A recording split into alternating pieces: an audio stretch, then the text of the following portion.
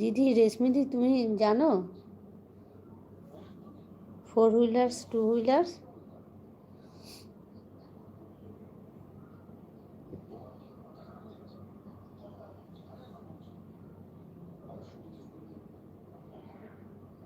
আমি ফোর হুইলার্সটা জানতাম, এখন আর জানি না। জানি না মানে কি, এখন চালায় না।